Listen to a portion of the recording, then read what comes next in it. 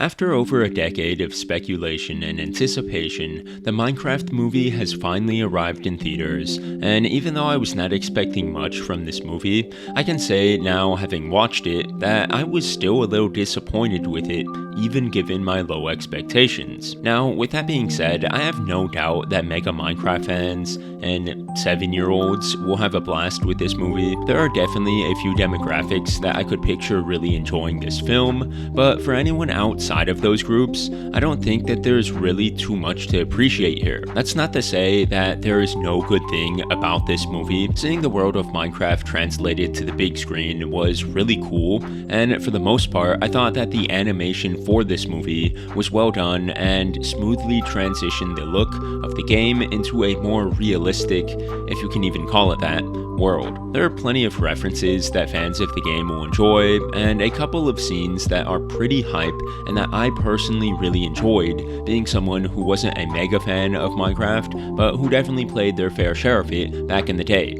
All that being said, however, I definitely think that there are some glaring flaws with this movie, and if you are not a simple-minded 7-year-old who doesn't know any better or doesn't care, or a Minecraft mega fan who's too distracted by and caught up on the references and in-game elements that are being adapted on screen, then I feel like it's pretty hard to just ignore some of these issues. I think my biggest problem with this movie was that it feels like the writers just didn't try, and I'm not talking about a lack of effort when it comes to the adaptation of elements from the game. That was all solid and fine, but I'm talking about a lack of effort when it comes to the rest of the story. The story feels lazy in a sense, like a first draft script that they just never revised because they knew no matter what kind of story they were telling, as long as it had the Minecraft IP to back it up, it was going to make a ton of money. It feels like the writers prioritized just cramming in as many Minecraft elements as they could over crafting, no pun intended, a quality story, so we sort of just jump from one Minecraft thing to the next. Like, rather than taking the time to come up with a compelling narrative that naturally allows the characters to explore the exciting world of Minecraft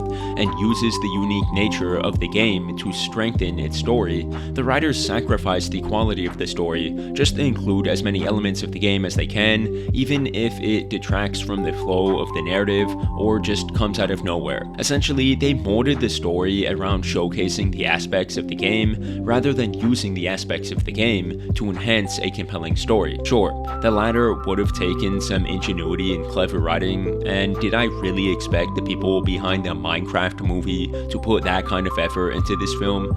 No. But it doesn't negate the fact that the film itself feels lazy in that sense all the same. Jack Black plays Steve in this movie, and him and Jason Momoa are kind of given the green light to just be as absurd and outlandish as possible, and at least to their credit, they actually carry this movie's cast on their backs, in my opinion. I mean, outside of those two, the rest of the characters are pretty bland and forgettable, not really receiving much, if any, development, and they are not particularly interesting for the most part either. Jack Black also has like 3 or 4 musical numbers in this film, and I personally just did not find them very charming or funny, but just like annoying. It felt like the people behind this movie saw the Mario Bros movie and then they were like, Peaches was so funny, guys, look at all the memes about it, let's have Jack Black sing in our film too. And then that's like what made them decide to have him sing in this movie. I don't know, maybe I'm wrong on that, but that's kind of the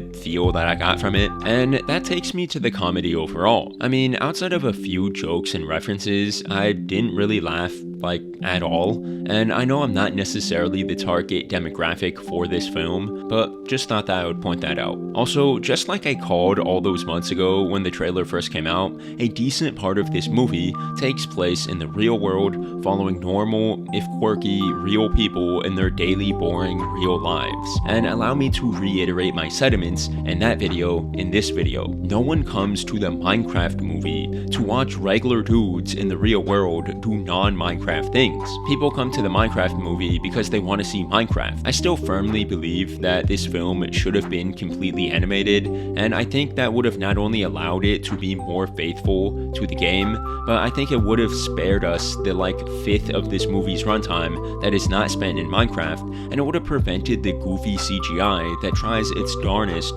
to have these real people believably interact with the cartoony, blocky world around them. Again, the animation looked fine, but when it comes to the green screening in of live action actors, it just doesn't look that great.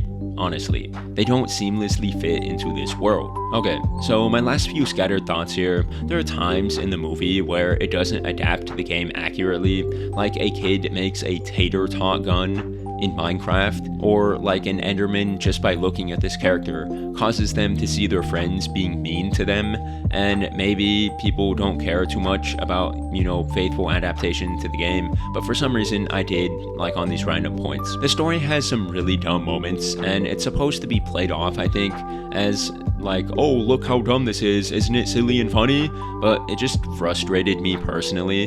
The main antagonist has Steve captured in the beginning of the film and sends him into the overworld to get something, because the piglins can't go into the overworld, otherwise they zombify, and it is so very clearly obvious that Steve is going to betray them and not do their bidding, but you can kind of understand why they have no other choice, because they all can't go into the overworld, so they kind of have to send him in. But then when Steve betrays them, the main antagonist had this potion all along that could protect piglins from zombifying in the overworld, and then just sends the piglins into the overworld anyways. So they literally could have just sent the piglins into the overworld in the first place and kept Steve captured, and the rest of the movie wouldn't happen, but they just didn't do that for no explainable reason. Just really dumb stuff like that comes across more so as a glaring plot hole than a funny gag to be laughed at. The beginning of this movie just crams in a ton of backstory and overlooks so many details